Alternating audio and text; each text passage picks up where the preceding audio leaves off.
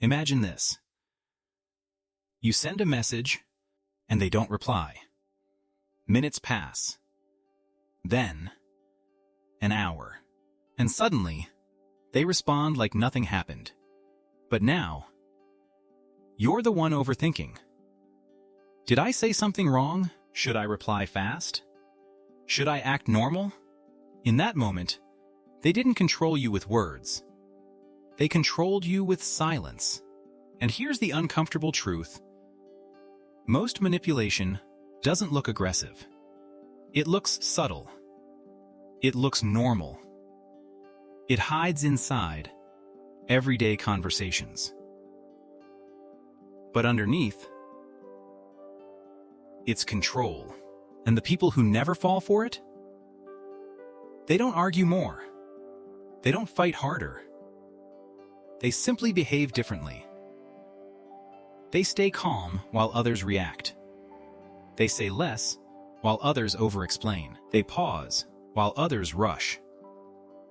And once you see this, you can't unsee it.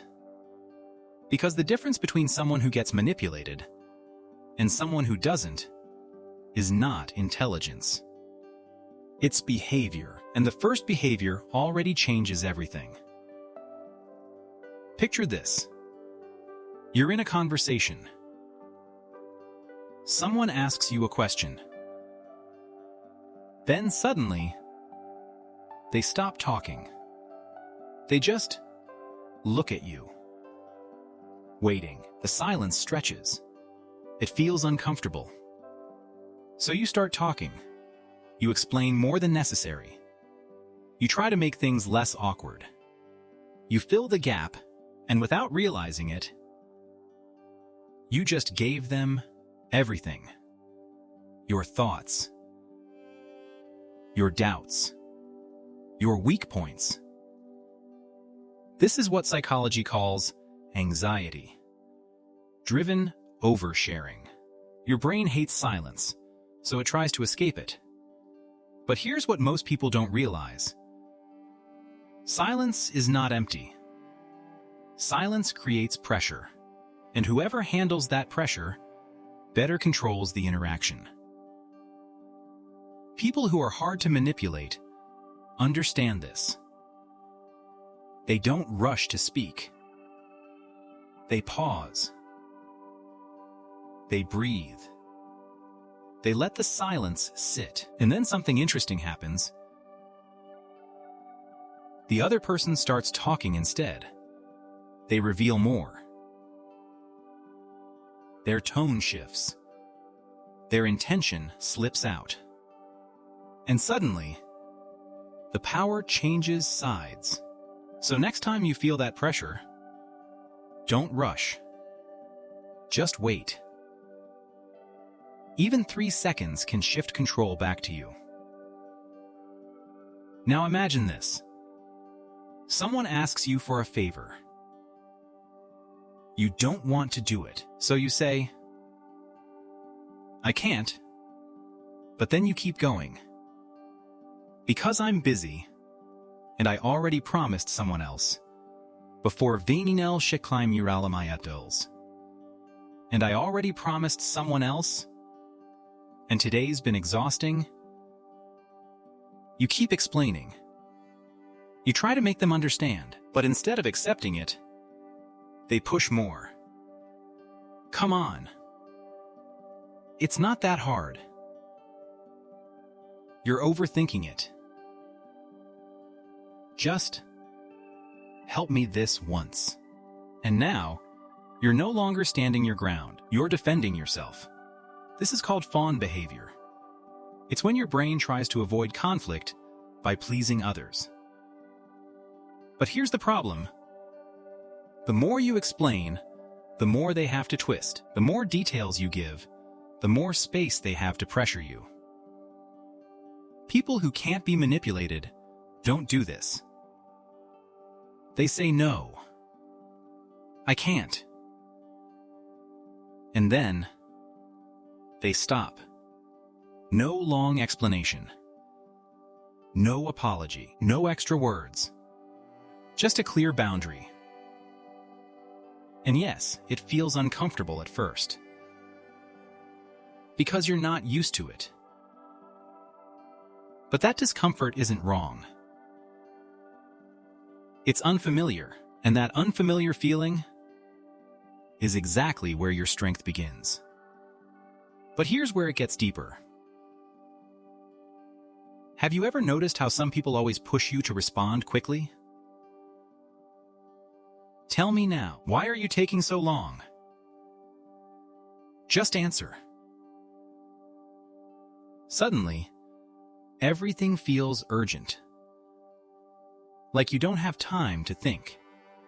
And most people fall into it. They react fast.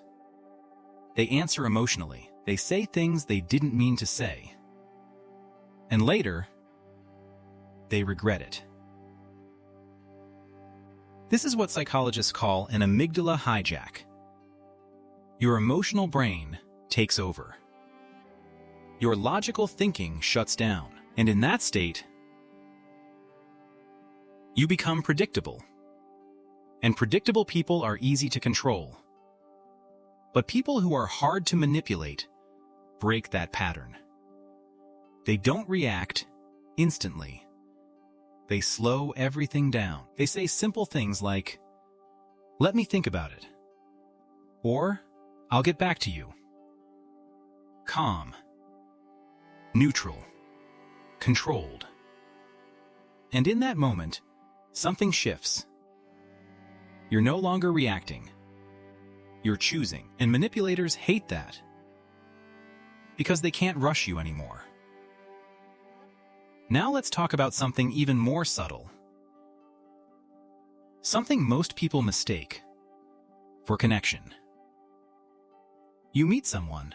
At first they're warm, attentive, engaging. They reply fast. They make you feel seen. And then, something changes. They pull back. They reply slower. They act distant. And suddenly, you feel like you did something wrong. So you try harder. You text more. You think more. You chase the version of them you had at the beginning. But here's what's really happening. You're being trained. This is called intermittent reinforcement. Unpredictable attention creates emotional attachment. It's the same principle used in gambling. And most people fall into this trap without even realizing it. But people who can't be manipulated don't chase. They observe. They step back and ask one simple question. Night quotes. Is this consistent? Not do I like them? Not were they nice before? Just, are they stable? And if the answer is no, they don't try to fix it. They don't chase. They don't overinvest. They simply create distance because they understand something most people miss: attention that comes and goes is not connection. It's control. And here's a question you should ask yourself right now. Botasi. Have you ever chased someone who only showed up when it was convenient for them? Who only showed up when it was convenient for them? If you have, you're not alone. But this is where everything begins to change. Because what comes next is the behavior most people ignore. Until it's already too late. Here's where things get even more uncomfortable. You're talking to someone who hurt you before. They apologize. Their words sound perfect. I've changed. It won't happen again. You mean a lot to me. And for a moment, you feel relief. You want to believe them. You want things to be different this time. So you give them another chance. But then, a few days later, the same behavior shows up again. The same tone. The same pattern. The same outcome. And now you feel confused, because their words and their actions don't match. This is called cognitive dissonance. Your brain tries to hold two opposite beliefs at the same time. They care about me, Nenyenje, and they keep hurting me. And to reduce that discomfort, most people choose to believe the words jaxed instead of the pattern. But people who can't be manipulated don't fall into this trap. They don't listen to promises. They watch patterns. Because patterns don't lie. Words can be crafted. Emotions can be performed. But repeated behavior? That reveals the truth. If someone lies once, it's information. If they lie twice, it's a pattern. If they lie 3 times, it's a choice. And strong people don't stay stuck in maybe they'll change. They ask a different question. Who have they consistently shown themselves to be? That answer is always clearer than any apology. And this leads to something even more subtle. Something that drains people slowly, without them noticing. You're sitting with someone. They start talking about their problems. At first, you listen. You care. You try to help. But then, it keeps happening. Every conversation becomes heavy. Every interaction feels like emotional weight. They vent. They complain. They bring chaos.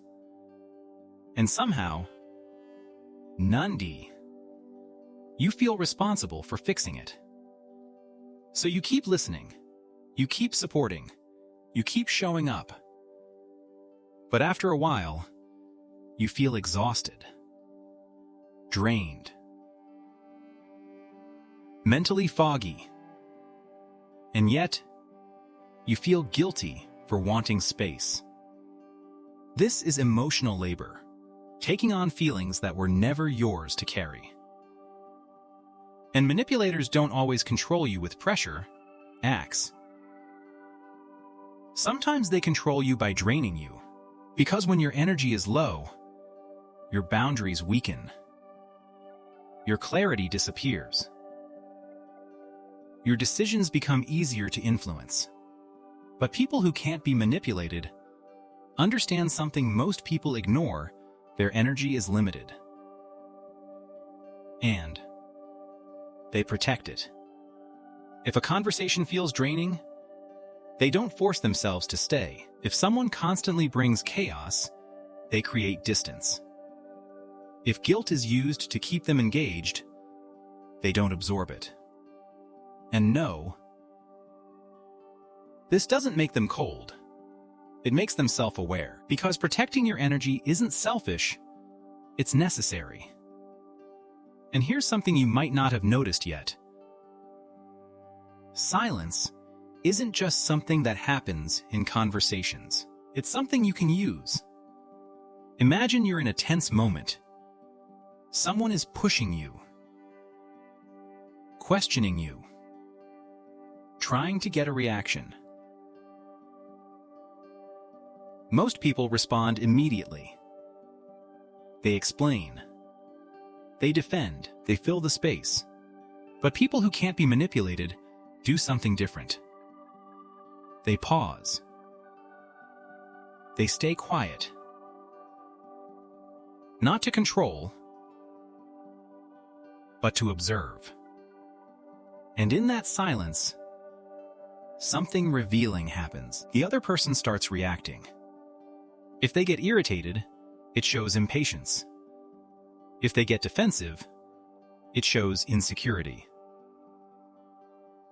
If they start over-explaining, it shows intention. Silence becomes a mirror. It reflects the other person's true state. And suddenly, you're no longer inside the pressure.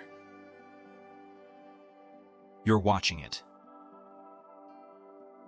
This is why silence is one of the most powerful psychological tools. Not because it dominates, but because it reveals. And the moment your reactions become less predictable, Jenny, you become harder to control. Now take a second and think about this. Which of these behaviors do you struggle with the most? Is it over-explaining? Reacting too fast? Chasing people who pull away? Or ignoring patterns because you want to believe the best in someone? Just notice it. Because awareness is where change starts. And if this is hitting a little too close to home, that's a good sign. It means you're seeing something you didn't see before. Now here's what all of this really comes down to. Becoming someone who can't be manipulated isn't about being cold. It's not about shutting people out.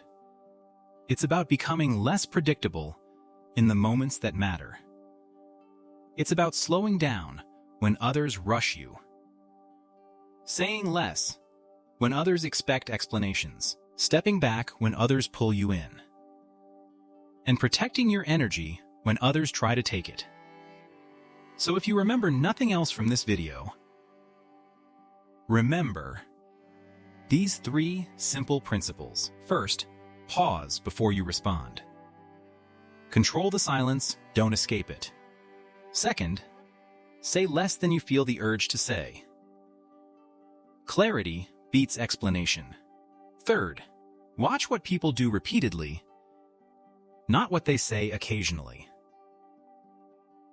If you can practice just these 3 things, your confidence changes, your boundaries strengthen, and most importantly, your peace becomes harder to disturb. And here's the interesting part.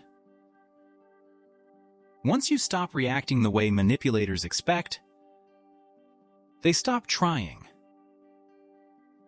Because they can't read you, they can't rush you, and they can't control you anymore. If you've made it this far, I'm curious, which behavior are you going to try first? Drop it in the comments. I read more of them than you think. And if you want to go deeper, not just protecting your mind, but actually building a calmer, more stable way of living day to day,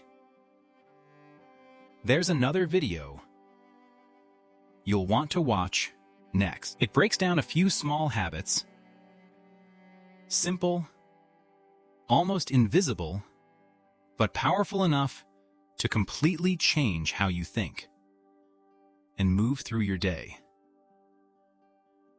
You'll find it right here. Take your time with it, because understanding this might be the moment things start to shift for you.